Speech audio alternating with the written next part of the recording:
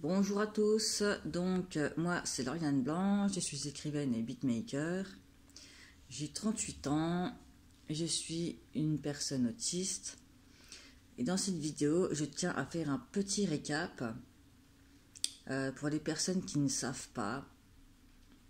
Donc alors j'ai réalisé 3 petits courts-métrages qui sont visibles et disponibles sur ma chaîne YouTube Les Stigmates de l'âme au nom de Lauriane Blanc. Donc le premier c'est Invisible, Invisible qui traite de mon propre combat envers et contre les addictions, les troubles, les TCA, l'automutilation, la dépression sévère et que, enfin voilà. Je me suis sortie de tout ça et enfin voilà, et je me suis sevrée de pas mal enfin voilà, de mon traitement, pas en totalité, mais le but c'est d'arriver à ça. Dans tous les cas, alors ça vise à démontrer que la psychiatrie est parfois abusive. Alors, maltraitante, abusive, qu'elle peut se montrer, voilà, qu'elle peut surdoser les gens. Elle peut être maltraitante, surdosée. Elle peut être aussi, elle peut poser des diagnostics de manière trop hâtive, sans même voilà, sans même chercher réellement. Donc, il y en a qui ont beaucoup de facilité à poser un diagnostic. Beaucoup de psychiatres posent des diagnostics à tout va, tout vient. Alors, en finalité, c'était pour dénoncer l'injustice. Donc, voilà. Moi, personnellement, j'ai été diagnostiquée voilà, bipolaire, borderline, schizophrène et béphrénie, trouble de la personnalité. Et j'ai été abusée psychiatriquement parlant, par les médicaments et par les hospitalisations maltraitantes, alors qu'en finalité, je suis juste une personne atypique, différente et autiste. Je n'ai pas de problème enfin voilà, j'ai pas d'hallucination, tout ce genre de choses. Bien évidemment, quand on consomme des drogues, c'est fort possible que ça accentue bien évidemment la paranoïa, les hallucinations, et que également le comportement change complètement, étant donné que il y a une sorte, comme l'alcool, quand on mélange tout ça, ça désinhibe, on est dans un état second, on n'est plus nous-mêmes, ce qui est normal quand on est dans les addictions. Donc voilà, alors le premier Invisible, ça visait à dénoncer un peu tout ça. Donc les traitements abusifs, le fait de poser n'importe quel patho sur un patient, de le traiter pour n'importe quoi. Et au final, j'ai dû me débrouiller seule pour me sevrer et pour me défaire de tout ça. Et je suis passée d'une personne extrêmement dépressive qui a fait des TS, des IMV, des overdoses et tout ce genre de choses, à une personne qui est heureuse de vivre. Alors bon, il y a des jours avec, il y a des jours sans, mais c'est ok, c'est normal. Tout le monde, c'est pareil pour tout le monde. Voilà. Le deuxième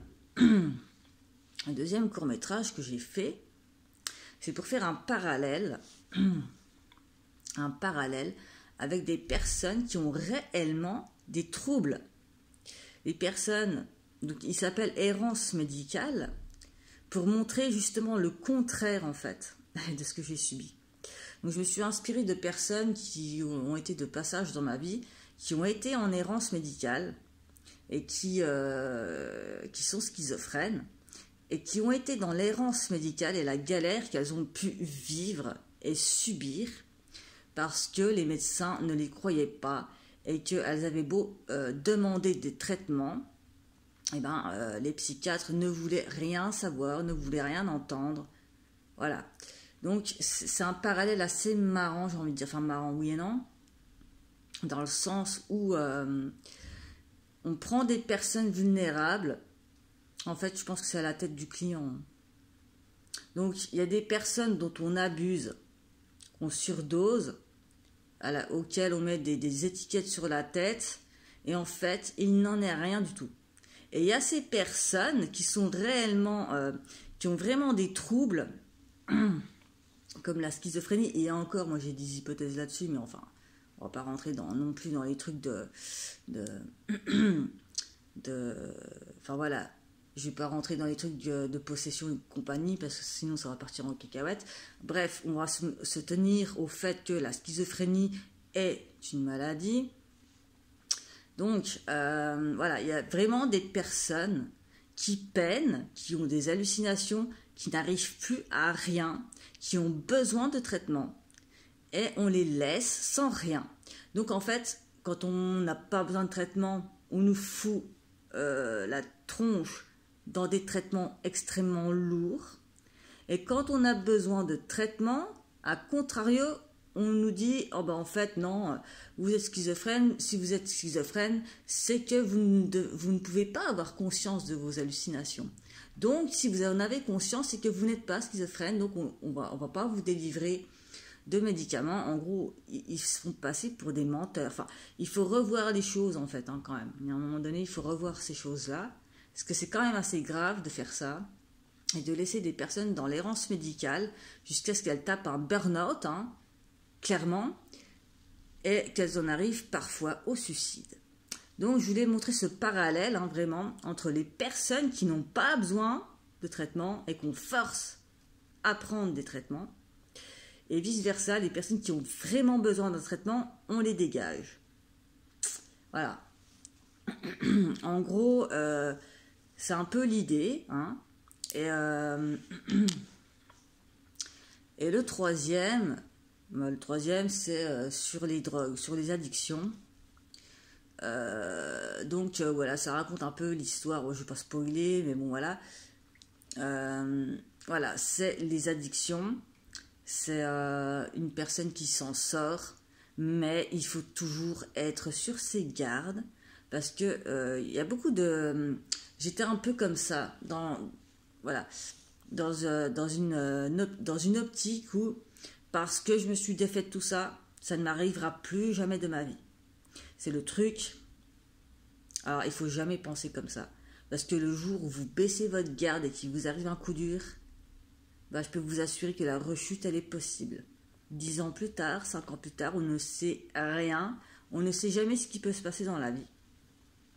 Mais toujours est-il qu'il faut jamais baisser la garde, parce que il y a des personnes qui croient que les cravings ou ce genre de choses, c'est juste pendant le sevrage que ça, voilà, quand on est dans un sevrage, je sais pas, Dieu sait que j'ai pris beaucoup de drogue, que ce soit héroïne, cocaïne, crack, il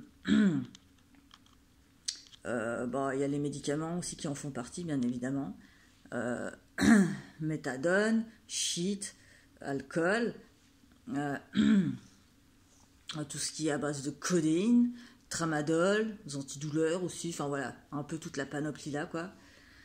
Mais s'en sortir est une chose, savoir dire non est une chose, mais l'erreur, c'est de croire que les cravings s'arrêtent au moment du sevrage, qu'on n'en aura plus, que une fois qu'on est sevré, c'est bon, c'est ok. Non, il ne faut pas penser comme ça.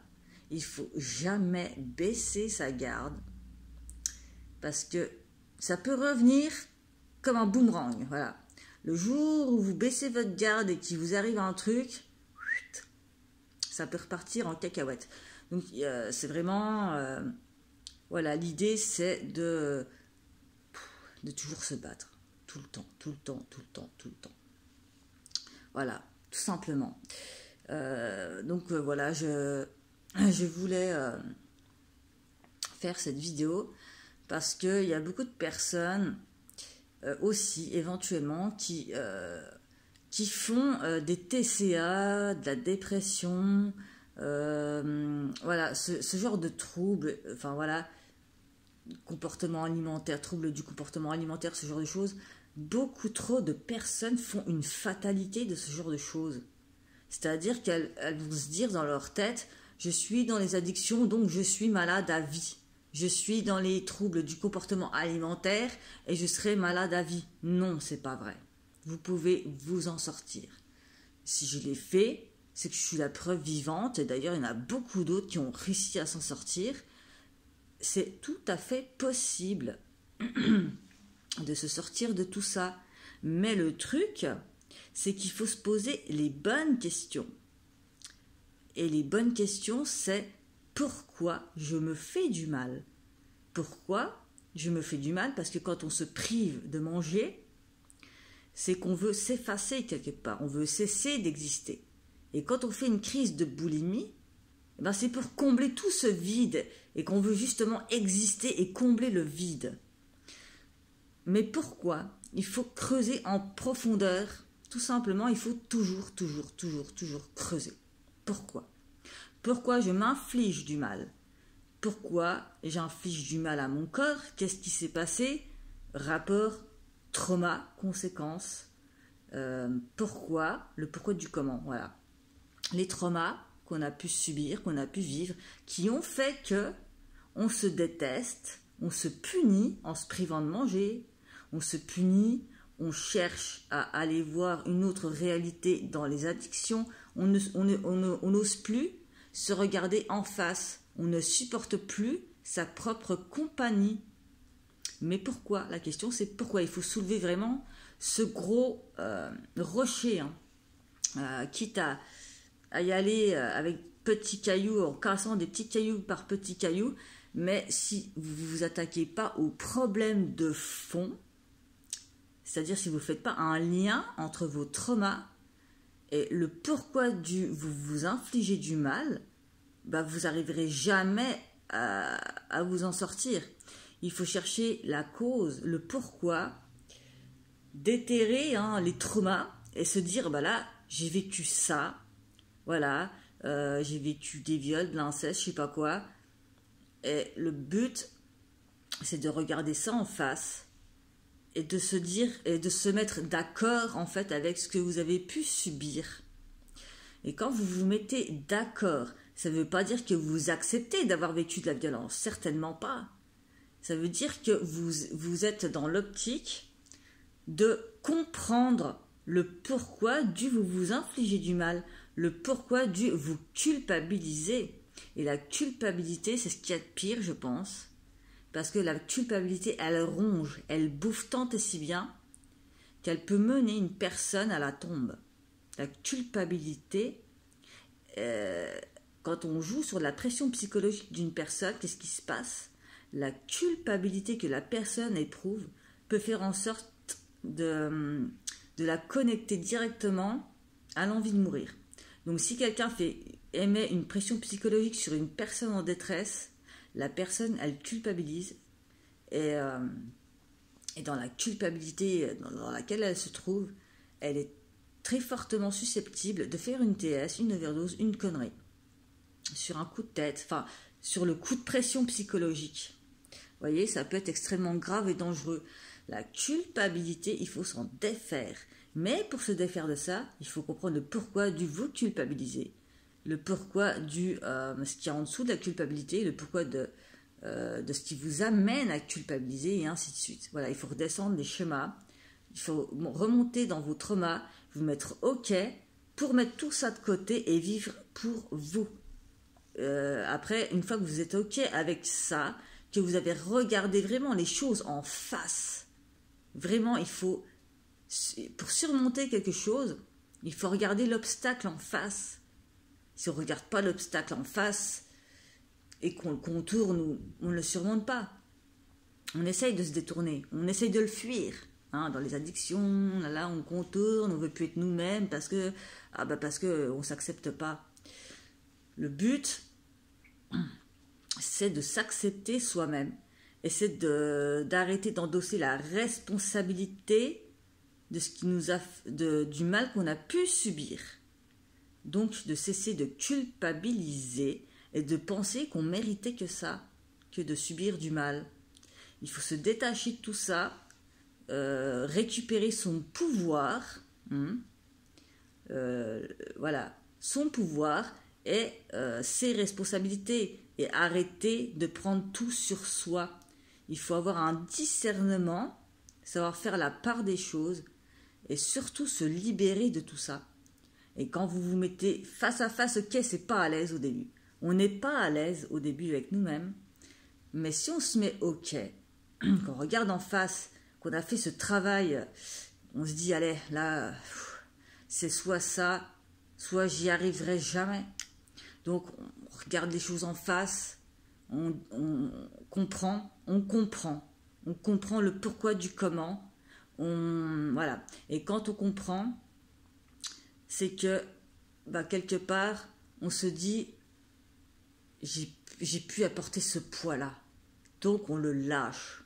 On lâche ce putain de poids pour pouvoir le mettre de côté, et se mettre ok, et continuer de vivre pour soi. De vivre, mais pas de survivre. Attention, c'est pas pareil. Parce que quand on est dans ce genre de dépression sévère, on est dans la survie. On est dans une survie. Et je vous assure que d'affronter tout ça en face, c'est compliqué. C'est le plus dur à faire. Mais vous pouvez le faire. Et vous pouvez cesser d'avoir envie de quitter cette vie. Parce que, voilà, quand on comprend les choses et qu'on arrête de culpabiliser pour des choses qui ne sont pas de notre ressort, quand on comprend qu'on a été victime, c'est là que, voilà, il faut souffler, se déculpabiliser, souffler et se dire, en fait, je mérite de vivre. Je mérite de vivre, j'ai la rage de vivre, j'ai envie de vivre. Voilà, tout simplement. C'est extrêmement, ça peut être très long. Moi, j'étais en dépression sévère à mes 16 ans et encore à mes 12 ans, j'avais déjà des crises d'angoisse extrêmement sévères. À 16 ans, je suis partie en cacahuète et j'ai arrêté l'alcool en dernier, c'était il y a 1 an ou 2, je sais même plus. Voilà, si je sais même plus, c'est que c'est bon signe. Mais en tout cas, voilà, c'était la dernière addiction. Bon, il me reste la clope et quelques médocs, voilà, à dégager. Mais il faut y aller lentement mais sûrement, à son rythme. Il faut écouter son corps, son cœur, son esprit et son cerveau. Il faut être en accord et se détacher de tout ça.